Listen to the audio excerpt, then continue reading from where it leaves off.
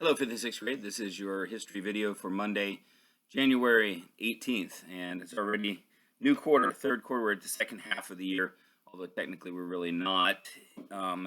We are as far as grades concerned, but we haven't quite hit that 90-day mark. That comes day after tomorrow, or tomorrow is the 90th day, and then Wednesday will be the 91st, which will kind of officially start us into the new half of the year. And so we're looking at page 133 in history today. That's ancient Greece, and its first part's about education. The servants called blank supervised the behavior of blank boys attending school.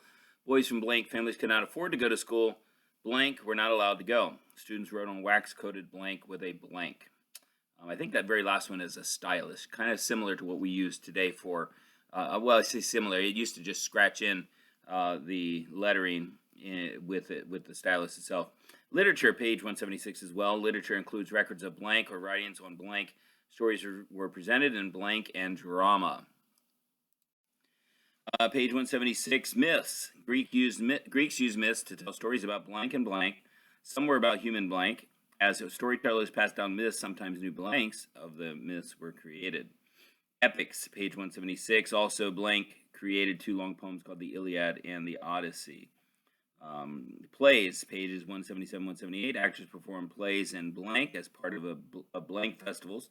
Two types of Greek drama are blank and blank.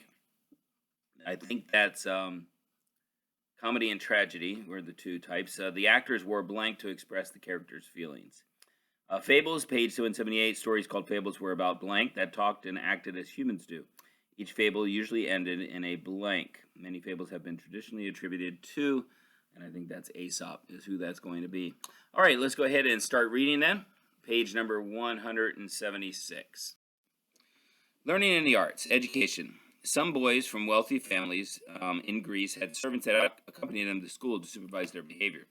These servants were called pedagogues. Boys began school at age 6 and continued to at least age 14. They studied reading, writing, arithmetic, grammar, music, and sports. Boys from poorer families could not afford to go to school, and girls were not allowed to go at all. The Greeks had an alphabet with 24 letters. Some English letters come from the Greek alphabet. The Greeks used no punctuation or spacing between words. Greek students wrote on wax-coated tablets with a stylus, as I told you that was there. The stylus was pointed on one end to scratch letters into the wax and blunt on the other end to rub out mistakes. Blunt meaning it was more flat.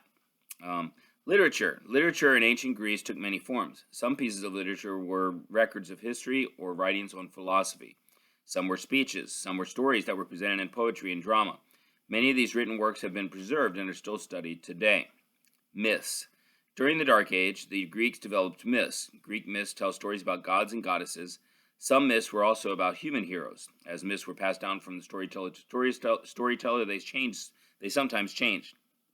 These changes sometimes led to several different versions of the same myth. The story of Midas is one myth that has many versions. Epics. Greek students had to study two long poems called the Iliad and the Odyssey. These poems were created by a Greek poet named Homer. The Iliad and the Odyssey are epics, lengthy poems about the actions of heroes. Students of literature and history still study these two epics today. The poems provide glimpses into the life and culture of ancient Greece during the Dark Age. They also emphasize values every hero should have, such as dignity, strength, valor, generosity, and wisdom. Now look at the top there where it says Homer. He was a poet and storyteller. He's around 1200 BC, so a good bit before Christ was born. He was from Greece. Little is known about Homer's life. He probably lived sometime between the 12th and 8th centuries. According to legend, Homer was a blind poet who lived during the Dark Age of Greece. His epic poems, the Iliad and the Odyssey, were handed down through centuries of oral storytelling. The Iliad tells the story of the Trojan War, and the Odyssey recounts the adventures of the Greek hero Odysseus. Homer is credited with having influenced ancient literature. All right, page number 177.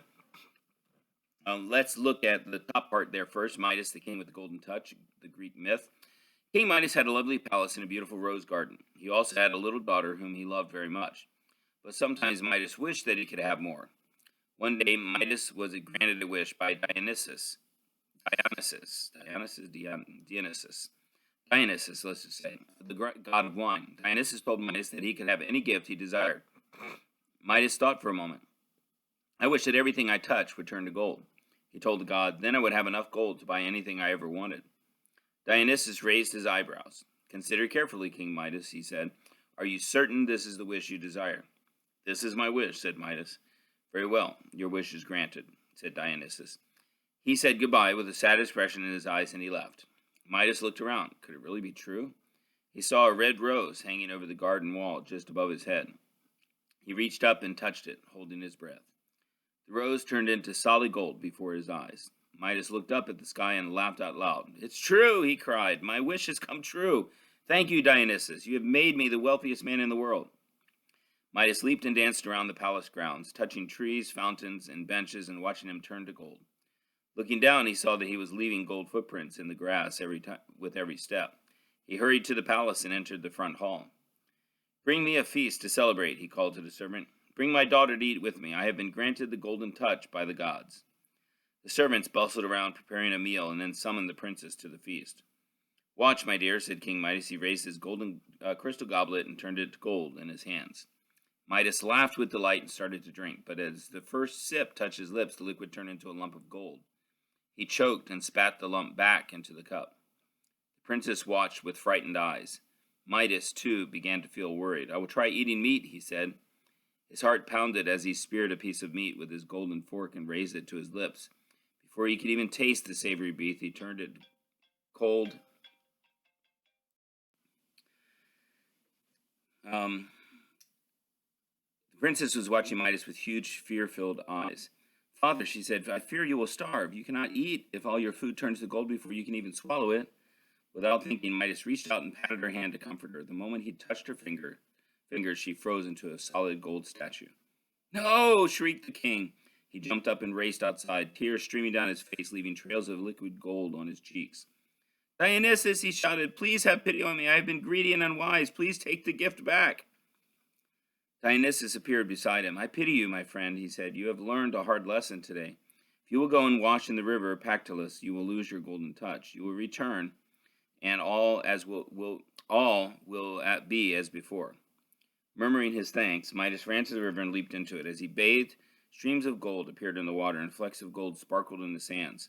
But when Midas stepped out, his golden touch was gone. But to this day, the river Pactolus gleams with the last traces of King Midas's golden touch. So plays at the bottom there. The Greeks also developed another literary art form, the art of drama. Crowds would gather in amphitheaters where actors performed plays as part of religious festivals. Most Greek plays were about the gods and heroes. Two types of Greek drama are comedy and tragedy. Comedies poked fun at certain people or types of people and were meant to entertain the audience and make them laugh. The most famous Greek comedies were written by the playwright Aristophanes. Tragedies left audiences feeling solemn. These plays usually ended with the downfall of the hero because of a character flaw, such as pride or jealousy. Sophocles was a popular writer of Greek tragedies. Because Greek plays shed light on human nature, many are still performed today. The actors wore exaggerated costumes and large masks that allowed the audience to tell them apart. Some actors exchanged their masks for different ones to express the characters' feelings. The masks sometimes showed whether the characters felt happy, sad, or angry. The funnel-shaped mouthpieces inside the masks acted as megaphones that made the actors' voices carry to everyone in the crowd. Fables. Another type of story was passed down from the ancient Greeks by word of mouth was the fable. Fables did not usually involve the gods. Often the main characters in fables were animals that talked and acted as humans do. Fable usually stated its point in a brief closing statement called the moral. Aesop has traditionally been credited as the author of many fables. All right, so it looks like you have almost all of your answers there easily. The short amount of reading. And so go ahead and get that done and get it turned in. Have a wonderful day. Bye.